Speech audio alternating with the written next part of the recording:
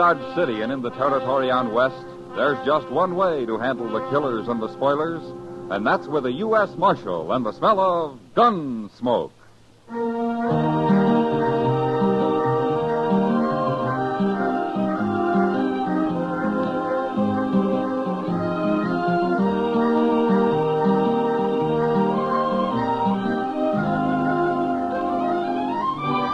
Gunsmoke, starring William Conrad.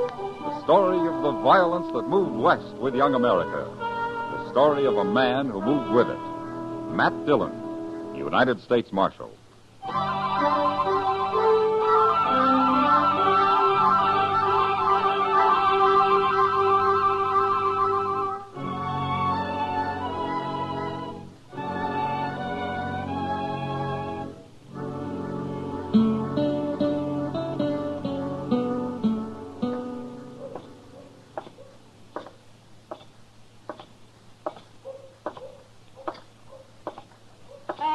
What? Hello, Kitty. I didn't see you. You'll get shot someday walking around in a daze like that. You'll get sunstroke sitting out here in the heat and the dust. I don't see people in the daylight very often. Wanted to find out if they're any different. Sit down. Well, are they? Any different? Yeah. I don't know. But I've spotted a few I think might be sober. That's different. For you, maybe. You know, I was just thinking, Kitty. There's hardly a man comes to Dodge that isn't looking for trouble of some kind. They call it fun. Yeah, sure. But part of their fun's beating somebody up or shooting him. I've heard of places where the men have to check their guns when they come to town. No, that never works. You can always hide a gun. Or a knife. You ought to go fishing, Matt. What? Have some fun yourself. Quit worrying for a while. I'm not worried, Kitty. You know, if it wasn't for all these men stalking each other, I'd be out of a job. There are other jobs besides keeping the peace, Matt. Yeah, I've tried most of them in my time. Hey, Mr. Dillon? Oh, hello, Miss Kitty. Hello, Chester. Doc sent me to find you. There's an old man up in his office. Oh, what does he want me for? The old man's been shot. Shot? Yes, sir. Claims somebody tried to kill him. You mean he was ambushed? I guess he was. Anyway, it hit him in the neck. All right, Chester. I'll go back with you. He's got a friend with him, but they're both strangers around here. Now, you see what I mean, Kitty? Young or old, they're all looking for trouble. Maybe it'd help if we burned this place down. I'll sit here and think. See you about it later, Matt.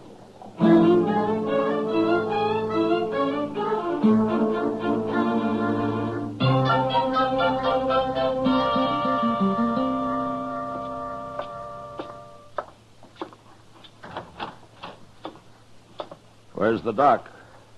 Somebody come for him. Oh, what do you mean?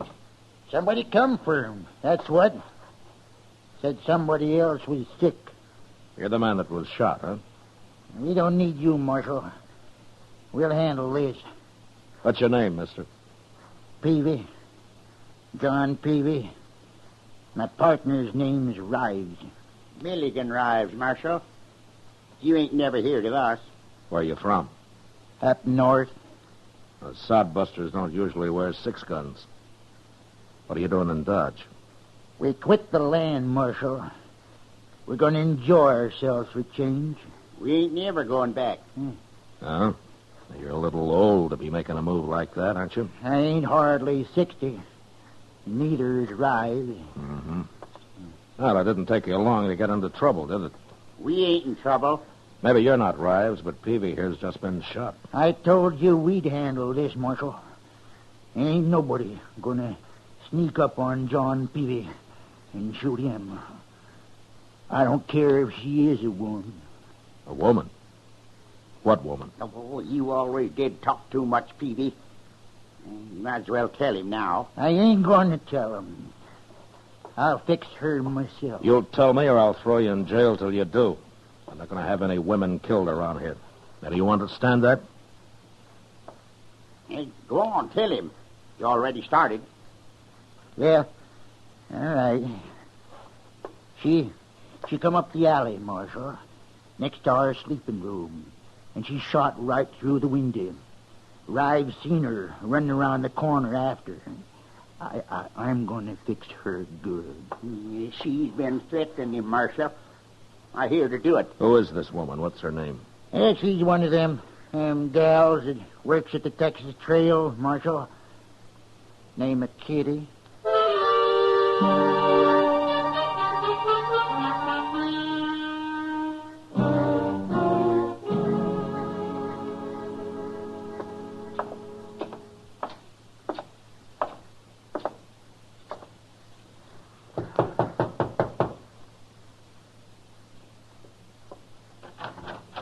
Matt, what are you doing here? I'm sorry to bother you, Kitty. Well, come in. Come in. Yeah. My room's a mess. I wasn't expecting any callers. Well, it's important, Kitty. Of course. What's the trouble, Matt? You know a man called John Peavy? Peavy? Yeah. Yeah, I know him, the old fool. Or did you threaten to shoot him? Don't tell me he's come and complained to you about that. Well, no, not exactly. Well, I told him I'd shoot him, and I will, too, if he doesn't leave me alone, the old goat. He's been shot, Kitty. What? He wasn't hurt very bad, but he and his partner claim a woman did it. Now, they say it was you. Do you think I did it, Matt? Well, Kitty, if you got mad enough and you had a gun in your hand, I'd be one of the first to hide, but to sneak up on somebody in cold blood is... No, you didn't do it. When did it happen? Oh, an hour or two ago. I've been right here, alone. I guess I couldn't prove it. Well, you don't have to, Kitty. Thanks, Matt. The reason I came was to tell you about it and see if you had any ideas. All I know about Peavy and his friend Rives is that there are a couple of old men who've been acting like schoolboys. Like they've run away and are having their last fling. And I don't want anything to do with either one of them. Well, I don't blame you. But Rives claims he saw a woman down the alley after the shooting. You, any idea who it might have been? No. He's probably lying, dreaming. Yeah, maybe. Well, if you hear anything, let me know, Kitty. And if Peavy gives you any more trouble, send for me. I sure will.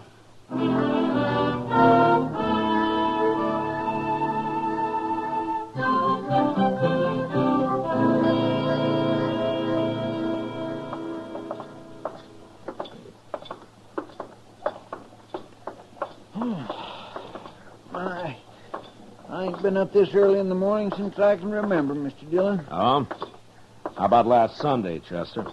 Last Sunday? Yeah. Oh, well, that's different. That was still Saturday night, sort of. Hey, look. There comes Miss Kitty. What in the world is she doing up at this hour? She's in a hurry, whatever she's doing. Matt? Hello, Chester. Morning, Miss Kitty. What's the trouble, Kitty? Matt, somebody tried to shoot me. What? In my room, just a while ago. I had a pillow down by my feet. I guess they thought my head was there.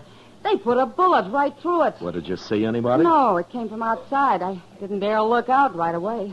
It's kind of the same as happened to Peavy, Mr. Dillon. Yeah, maybe it was Peavy. He threatened something like this. I'm scared, Matt. Well, you should be. Chester. Yes, sir? You stay with Kitty. Don't let her out of your sight. I'm going after Peavy and Rives.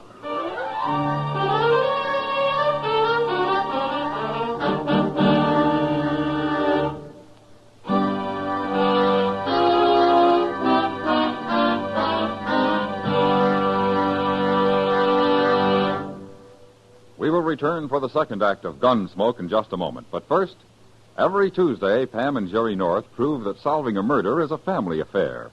And on the same evening, John Lund, as yours truly, Johnny Dollar, brings us the thrilling details of his latest insurance fraud investigation. Now the second act of Gunsmoke.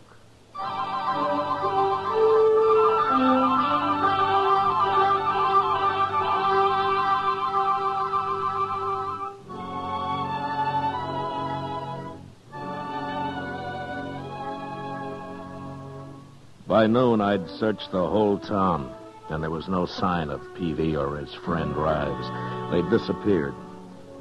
And until I found them, I didn't dare leave Kitty where they could get at her. So I had Chester drive her out to a friend's place a few miles from Dodge, and she was happy to go. Now, we didn't have any luck until the next afternoon. Cowboy happened to mention to Chester that he'd come across a couple of drunks camped about a mile up the Arkansas. So I decided it was worth riding out and taking a look. And it was.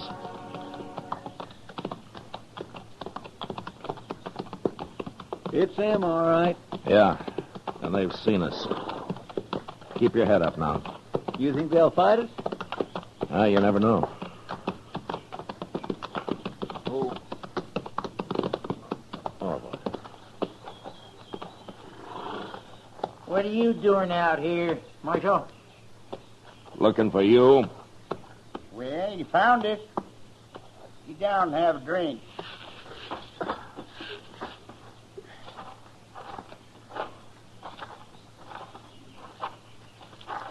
Well, what you got there? Corn liquor. Only about half a jug left, though. What's that other jug? We killed that yesterday. Here, have a swallow.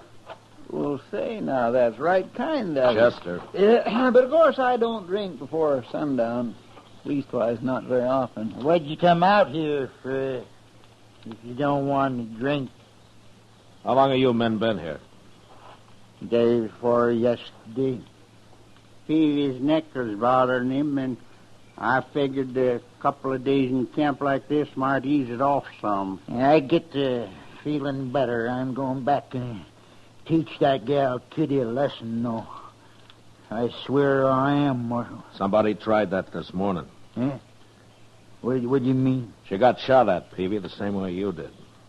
That don't make no sense. Why, he's just thinking you done it, Peavy. How could I do her? I've been laying here drunk for 2 days. Anyway, I wouldn't shoot no woman, Marshal. I beat him up a little, that's all. Knock him around. Well, what kind of men you think we are? I don't know. Why did you leave home in the first place? Yeah, home. Man don't live forever, Marshal.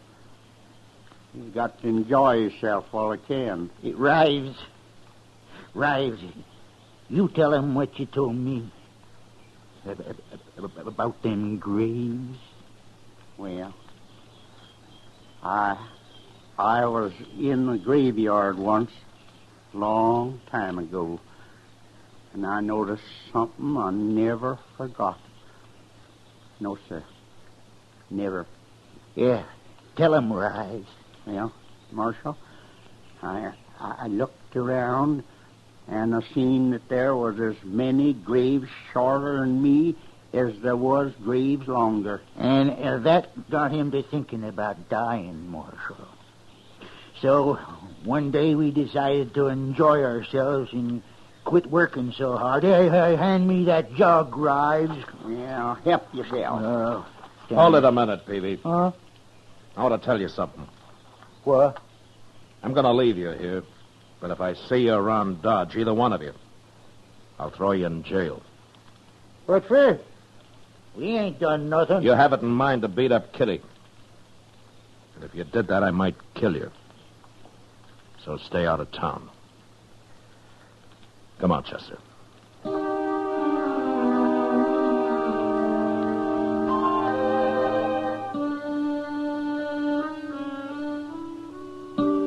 We left them there, passing the jug back and forth across their fire on the riverbank. Talking of death, probably, and of the hard, empty lives that they'd had. The prairie often left men a little too hungry and a little too dry. Chester and I were talking about it when we spotted a woman up ahead. She was walking after a saddle horse, which we figured must have thrown her and got loose.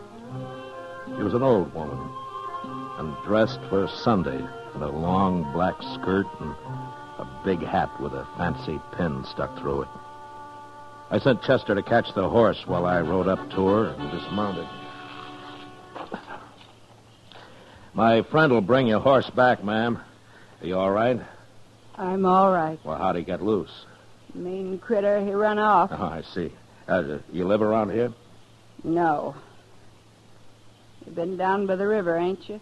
I just came from there. Why? See anybody? Well, a couple of men lying around a fire, that's all. Drinking? Yeah. Yeah, they were drinking. You know them? I might. Are you looking for somebody? I might be. Well, maybe you'd like us to ride back there with you. And I don't need nobody to ride nowhere with me, mister. Oh, what's your name, ma'am? What's my name? I don't take to scallywag cowboys asking me my name. Well, I'm sorry. I didn't mean to offend you. You didn't? No, ma'am. Of course I didn't. What's yours? Matt Dillon, ma'am. Dillon. I heard that name somewhere. We won't be introduced proper unless you tell me yours. My name's Sabina Peavy. Ms. Peavy? I've been married 35 years, Dillon. Here he is, Mr. Dillon. Seems gentle enough. I'll hold him while you get back on, ma'am. I can manage. Hey, look what she's got tied to her saddle, Mr. Dillon. One of them old cavalry pistols. Yeah, grab it and put it in your belt, Chester. What? You heard me. Yes, sir. You put that back, you thief. What are you, anyways? Suppose you'll steal my horse next. I'm a U.S. Marshal, Miss Peavy. Everything's going to be all right. A marshal, eh? I want you to come back to Dodge with me. Chester will bring your husband in. Is she Peavy's wife? You can't stop me, Marshal. Chester, go back to that camp and shoot a hole in their jug. And when they're sober enough, bring them to town. And don't say anything about Miss Peavy. Yes, sir, I'll do it. You're going to be all right with me, ma'am. Well, you stole my gun and you're stronger than me. Guess I'll have to go.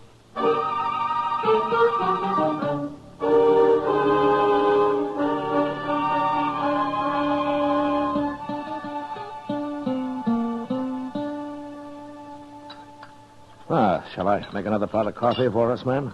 No. No, thanks, Dillon. They ought to be here pretty soon. It's nearly evening.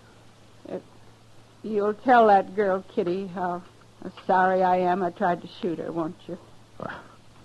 I'm sure Kitty will understand. Imagine me being blind jealous after 35 years. You, told me you were out to kill your husband. Well, if that's true, why would you be jealous?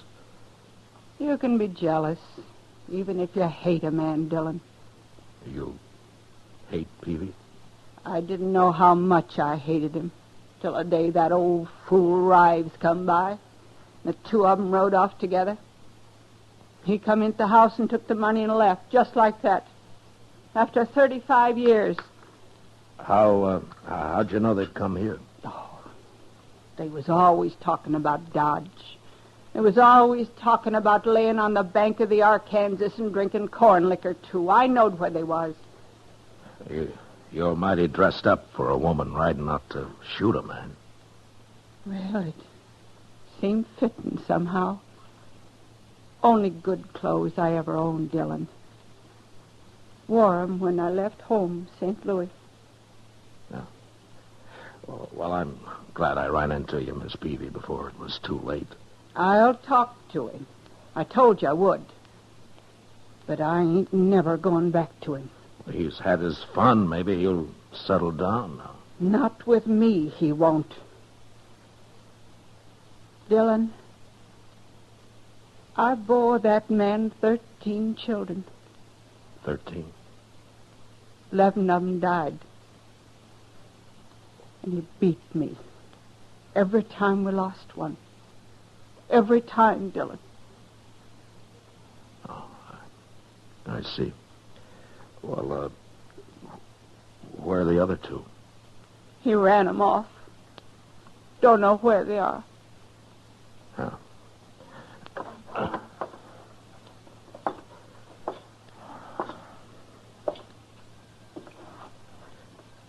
Oh, here comes your husband. Looks like Chester's got him pretty sober. But I don't want to talk to him in here in front of everybody. Well, you could go out back there in one of their cells, if you don't mind. Oh, what difference it make? My hat on straight, Dillon. Yeah. Yes, ma'am. You look fine, ma'am. I'll wait out back.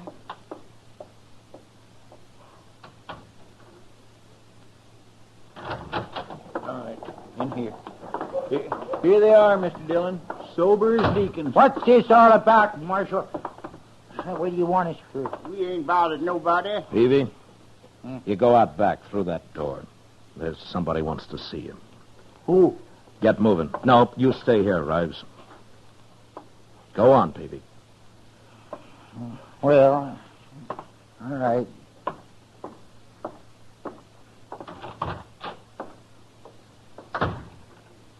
Who's out there, Marshal?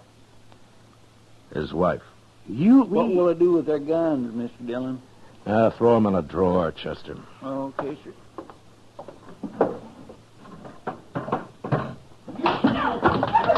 Hey, what's that? He's beating her. Come on.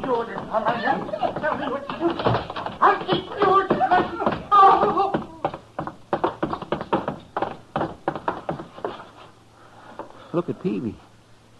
She knocked him out. I think I killed him, Dillon. Killed him? He sure looks dead. You stabbed him. I had been. He beat me for the last time. Said he was going to kill me. I put it right in his heart. When you old devil, I'll get you. No, you won't, Rives. Miss Peavy, you come with me. Chester, lock up Rives in another cell. What for?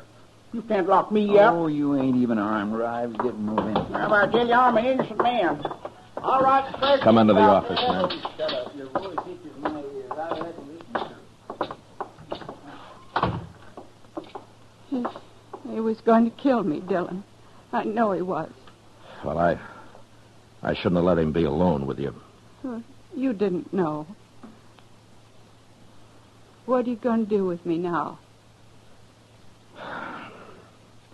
You mentioned St. Louis, Miss Peavy. You have any people there? My sister. She's all that's left. Huh.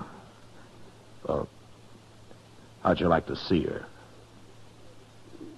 You ain't holding me? There was self-defense. Then I can go.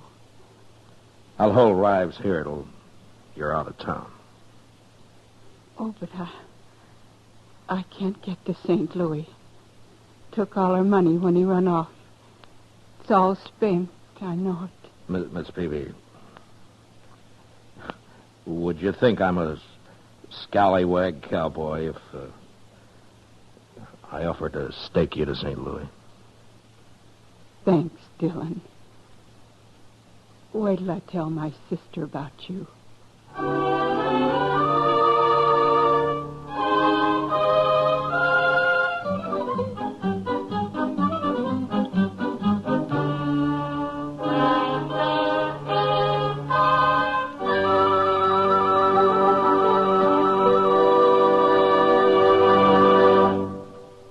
Gunsmoke, under the direction of Norman Macdonald, stars William Conrad as Matt Dillon, U.S. Marshal.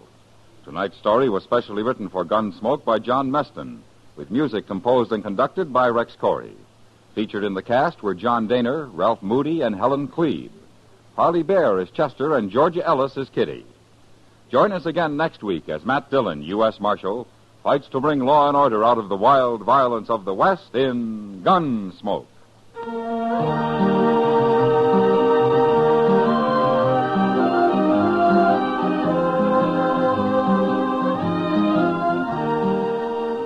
Bill Silver, star of the Broadway and film versions of Top Banana, visits Mike Wallace on Stage Struck tomorrow over most of these same stations. George Walsh speaking. Stay tuned for Gangbusters, which follows in a few minutes over most of these same stations. This is the CBS Radio Network.